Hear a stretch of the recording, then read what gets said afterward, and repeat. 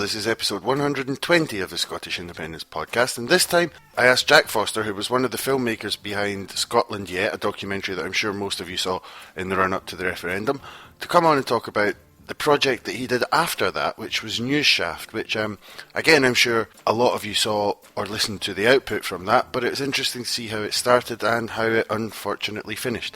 We talked about the whole experience from start to finish, but we also talked about some of the difficulties in producing alternative media, some of the work that goes on that isn't seen by a lot of people. And then to wrap it up, we talked about some of the more incredible or indeed hysterical stories that we're seeing in the news at the moment. So, hope you enjoy it, and I'll have a wee word with you at the end. Hi Jack, how's it going? How are you doing, Michael? Oh, not too bad. Getting a bit bored of winter, don't know about yourself. Yeah, but we had a storm and it's gone now, and I think it's basically summer. I've just decided that it's summer now, so... Fair enough. January's out, that's the worst of it's over.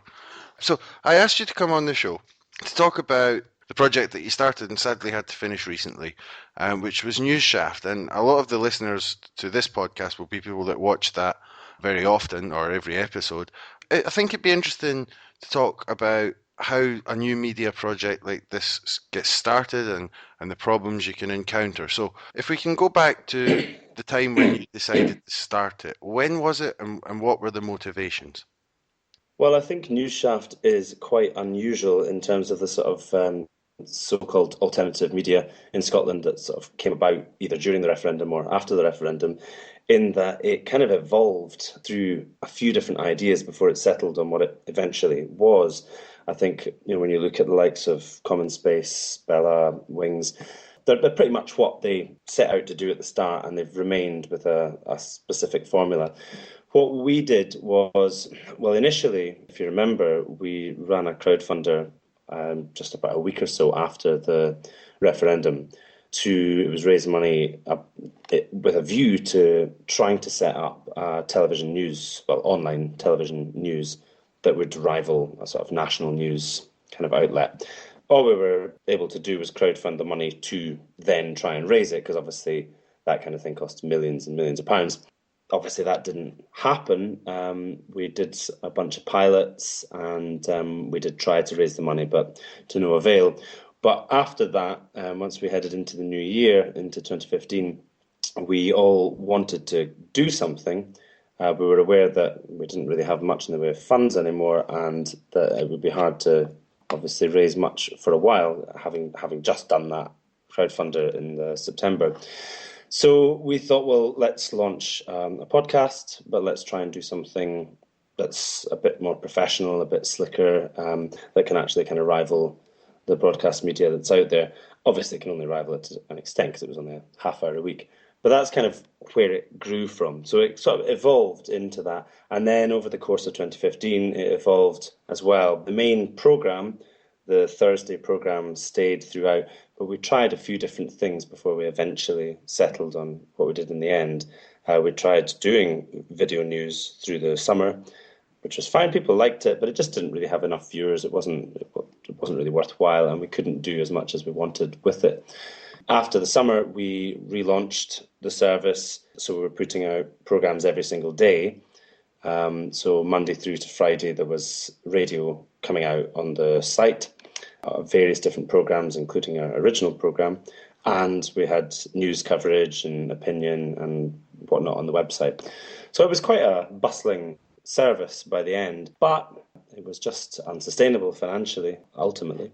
Why was that? Was it, you said there weren't enough viewers, so I'll split this into two, but why do you think it didn't take off in that way?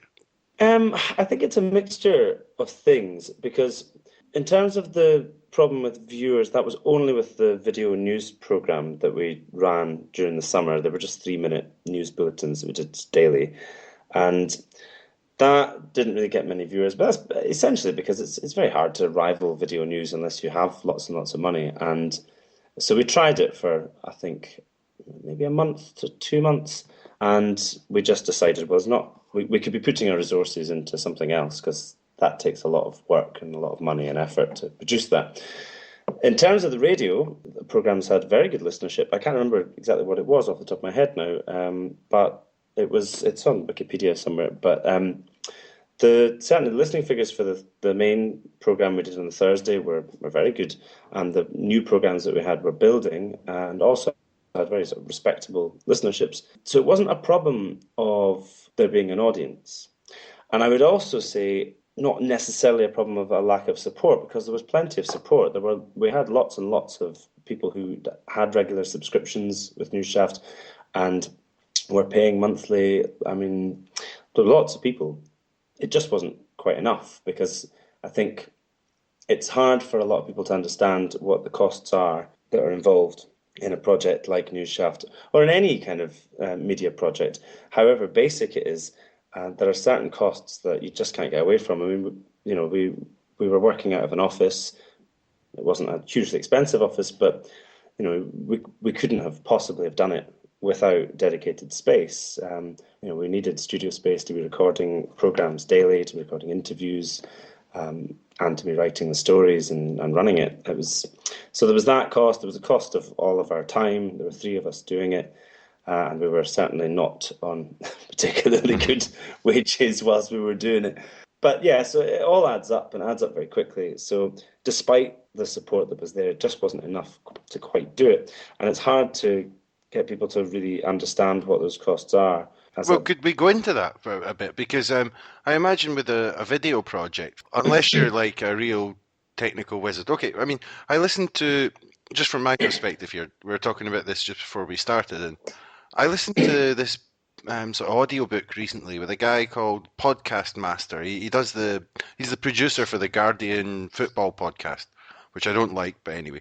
And he was talking about all the things need to do to make your podcast successful. He's talking about you need a producer, you need a sound manager, you need an editor, you need to spend like £300 on a microphone, you need to spend £500 on this other program. And I was thinking, what, are you kidding? I do all this myself. I couldn't even dream of doing that. But then the main investment is also your time, as you're saying as well. But I mean, Well, I think there's a halfway house in terms of that kind of thing, because I don't agree with necessarily having to spend hundreds and hundreds of pounds on microphones. You do need to spend a certain amount, but I think things like equipment and staffing and things, you can do it on less people is possible. But on a video project, I imagine from your perspective, when I watch some of those videos, the production values with the special effects behind and it sort of seems like, I don't know, green screen. Maybe, you've got all the images behind. Are those the things that cost the money? That kind of thing doesn't cost money. I mean, that's just production values, and that's, it's detail. The money really is the resources that it takes to actually have some substance to what you're putting out. At the end of the day, graphics, the reason that we're always able to look and sound very good, whether it be the videos that we put out or the radio stuff that we put out, is that, well, particularly myself, I have a background in a lot of that kind of thing, and so I just knew how to do it. But that doesn't make them good programs. I mean, the video news programs, for example, they had green screen background, things moving around and tickers along the bottom, and the opening titles of swishing around the screen and things. But none of that actually makes for good coverage or good reporting. And that's where the time is, because once all the graphics are in place, I mean, that took a few weeks to make all of that. But once it was made, it was made. You just put it in every time. The problem is that to produce that 3 minutes of video, if we're going to take that as an example, for anyone who might be listening who never saw these, which is probably quite a lot of people because they weren't very hugely watched. They were just 3-minute bulletins that went out at, I think, 5 o'clock every weekday. And they ran through, I think, June and July. But they were just headlines, and it was about sort of 4 or 5 stories. But that took all day to do, because we would be writing the stories through the day for the website. And then there would come a point during the day when you'd have to then decide which of those stories were going to be filtered into the video. And once that was done, you'd have to then take the stories and rescript them all and time them so that they all fit exactly into, well, it wasn't 3 minutes, it would be whatever it was minus the music and the intro and things. It's quite a boring description, but I mean, that in itself is how much work goes into just one of those programs. That's not including then having to get it all edited together and uploaded and make sure it goes out, and then deal with all of the tweeting of it and Facebooking of it and so on. Yeah, obviously that and the time is the thing, because any other job, and there is a lot of work that goes into these things. Your projects, all the other ones, and this as well. And there's a lot of work, and people don't quite understand the time that goes into it. And people have to pay rent and eat and live as well. And I don't know, I find that very, very. It's an unfortunate aspect about it because when you do funding drives, you sort of feel bad going, we have to eat as well. And do you think that's a really awkward area for people trying to set up media projects? I think it's a frustrating thing. I think it's quite natural though, and it's something that's quite related to the internet. No one likes paying for things on the internet. Everyone kind of feels a bit annoyed when they have to pay for things on the internet because everyone knows that they can get a lot of those things for free on the internet. No, I mean people do have to feed themselves, and it's one of these things that it's probably got more to do, or has traditionally had more to do with the arts and creative industries than journalism. And I think journalism is quite a new thing just because of the climate in Scotland. But creative people have for decades have been expected to do what they do for nothing. There's a sort of it does the rounds on social media and so on, but I used to play music, a lot of folk music in pubs and things, and so I kind of understand this, and I know a lot of people who still do.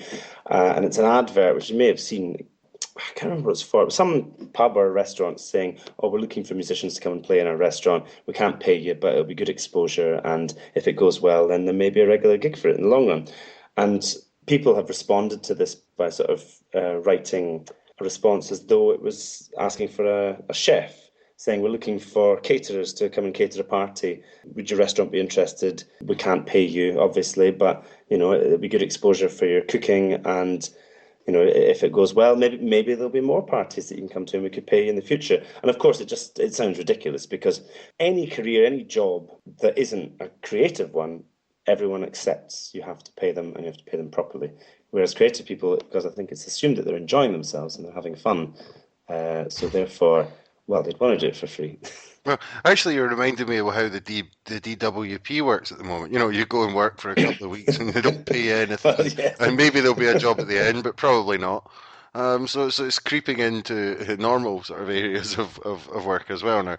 But to come back to NewsShaft, you talked about when it started and how it started, but what did you see as the deficiencies with the Scottish mainstream media or other alternative media that made you want to put this service out there?